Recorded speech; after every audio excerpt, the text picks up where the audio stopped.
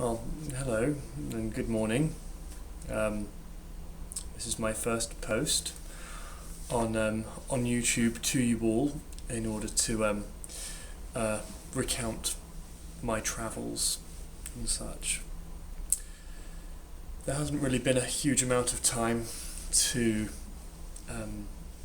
make one of these videos. I've been here for 8 days, but it's been it's been a very interesting time. It's been fantastic, and I've really been enjoying it very, very much. It was rather strange arriving here and oddly sort of dreamlike. I got off the starting from being on the airplane, I sat in between a Korean Shakespeare specialist and a very irritating lady who kept on telling us to shut up. We weren't really being very loud. I don't think we were being particularly sort of out of order. I don't think we even came close, but this woman was really quite irritating. She kept on getting the air hostesses to relay messages to us, even though she was sitting next to us, which is weird. Anyway, it turned out she was a school teacher, so that explains that. Anyway, we got out the plane. I then lost Mr. Park, the Shakespeare specialist. Hopefully I'll see him again one day. And there was a man holding a cardboard sign with my name etched on it in black magic marker. And he just sort of ran away. So I had to chase him. And then I realised that the trolley that I'd picked up was, somehow damaged. It was on permanent brake. So I couldn't push it along because it was braking. The brakes were on and couldn't be deactivated.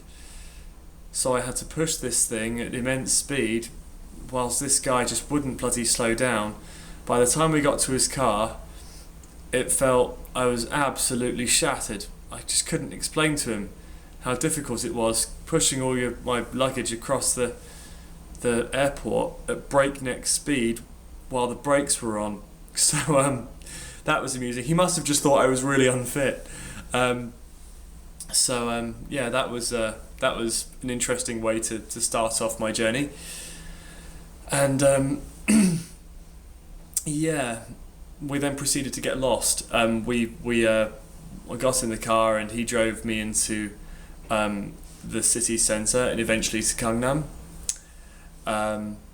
And we were looking around Gangnam for quite a while, trying to find the guest house. Apparently Han Jun, who is the brother of the owner of the guest house, fell asleep, and we're now quite close friends, and he's always very apologetic about having fallen asleep during my hour of need. Anyway, I eventually did make it to the guest house, and I met Han Jun, and the following day I met his sister, the owner of the guest house, whose name is Hannah. And they're both really wonderful people, and we've been spending quite a bit of time together outside of my school hours. The day before yesterday, they took me to the park running next to the Han River, and Han Jun had ordered a chicken delivery man to show up on a motorcycle. So we were sitting in this park, and then next thing we know, this guy rocks up on a motorcycle with chicken, which was quite cool. So we sat there and ate chicken in the park. Chicken in the park apparently is the done thing in Korea. I'm pro chicken in the park whilst watching the Han River flow by. That was very nice. And it got dark and the lights went up. Han Jun's actually been great. I spent my first night in South Korea with Han Jun. He introduced me to Korean barbecue, and I ordered a spicy one, and Koreans have a strange thing about warning Westerners against chili. And he's going, no, don't do it. Don't worry, man. I'm from Portugal. I can do this kind of thing. It's fine. and it was blow your head off spicy, but it wasn't, you know, it was alright. I've had worse. Thailand was worse. So anyway, so that was actually really nice, and he also introduced me to soju, and later on he and his sister introduced me to somek, which is a combination of mekju and soju. Mekju is beer, so in other words, fortified beer, and that's quite interesting, and does knock you off your seat pretty quickly. They've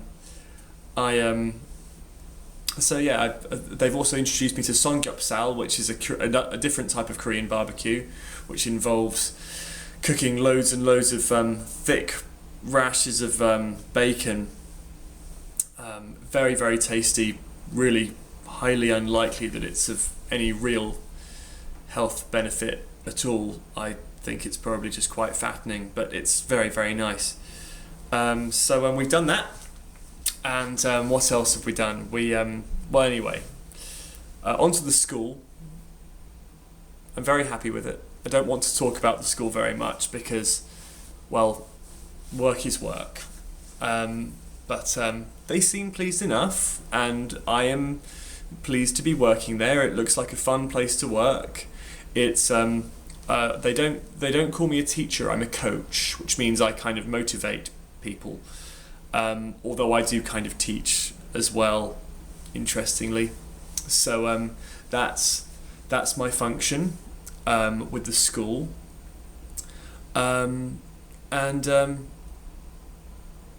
Training week was really quite easy. I just had to observe a few lessons, and I was coming into work late to observe the lessons. I didn't really have much to worry about. So for most of my first week here, I did kind of go out and drink and meet people, which was hit and miss. A lot of that time was spent with Hannah and Hanjun, but when I did go out by myself and just sort of gate crash other people's parties, it was hit and miss, but very interesting. I had a lot of fun. I've discovered a bar called what's it called? Woodstock. So Woodstock's one of my current favourites for just sort of rocking up and sitting down at people's tables and saying, hello, I'm new, and love me. And the people have been great. I mean, Koreans are very welcoming, and they're very good at putting up with annoying British expats just plonking themselves down at their table and then rabbiting away at them. So I'm very thankful for that. I've also been sort of dotting around Gangnam, getting lost a lot. It's such a disorienting place to live. Every time you turn a corner, there are so many lights. You never know after a while whether you've come 100 meters or 50 or what direction. I never know where north is. It's like that here. Just too many lights. It messes you up. And everything looks like it's been built at right angles, but actually nothing has been built at right angles, which is something else that's quite strange about this place. Anyway, so I've been experiencing the food, and I found a little restaurant, quite a cheap Korean food place, which is run by a number of old ladies, and they saw me sitting down reading my children's book and apparently thought that it was quite cute, so that a Westerner should be sitting down reading a Korean children's book. So they occasionally kind of pop over and look after me. Although yesterday I was too tired to stand up. I'd had a really long day, and I went in to have some food, and I was so tired I actually stumbled, and I think they thought I was drunk. So I'm not sure. I may have fallen into disfavour with my Korean old lady fan club. We'll have to wait and see about that one. What else? I've been to Korean karaoke, which is known here as noraebang. And nore bangs are fantastic. The alcohol is phenomenally cheap, and you all crowd together in a small room and make a ton of noise. So that's fun. They've oddly enough put the echo of the vocal track really high. So it's almost like singing into a cave, but well, it's interesting. Certainly, better than staying in at home on the sofa. I don't own a sofa actually, sadly. I'll try and buy one of those later on. Currently, there's just a bed in here. One of the reasons why the angle is a bit strange at the moment is because there's nothing to sit on, so I have to sit on my bed and stare into the camera and hope that everything lines up all right. I may be sort of off the screen a bit, but hey, one must make do, I suppose. I'm just looking at my list. I think I'm pretty much done. I went for a run in the park this morning. There were some old people looking at me. It was my first run in the park. It's actually barely a park, it's a running circuit in the middle of a city with a few trees around it. Apparently it's a primary school during the day, but we're allowed to go and use it. Good place to exercise. Little bit daunting that effectively for the next year at least I'm likely to be running in an oval, just around a running track. No trees or anything. I might try to run next to the river, but so many bikes. So many bikes. And Koreans are quite aggressive when they get on push bikes. All of a sudden they change. They go from very welcoming, come and have barbecue with us, to, get out of my way, I'll run you over, I hate you. So, that's about it. What else?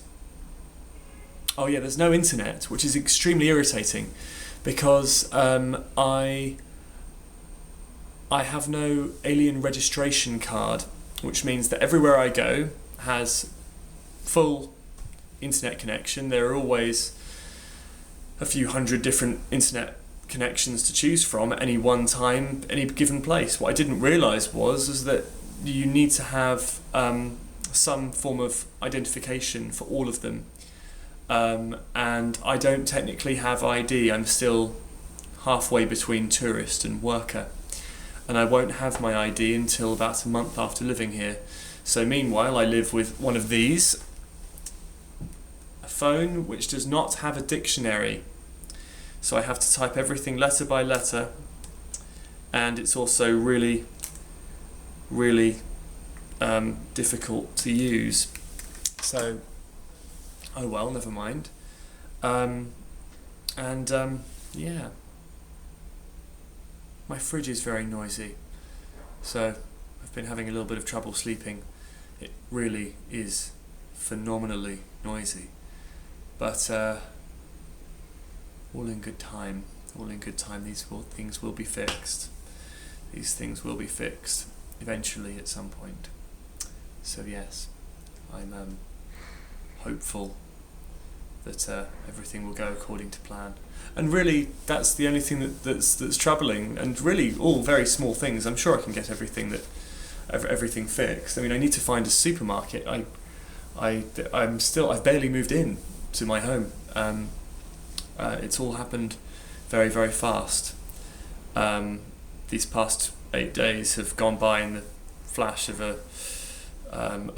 what's-his-majig, the blink of an eye. That's the one. Anyway, it is now 25 to 9. I need to go out and buy some breakfast and get started at work. So I suppose I shall call it a day for now. And there we go. I hope you're all well, and photographs are going up on the walls, and I'm out looking for photo frames.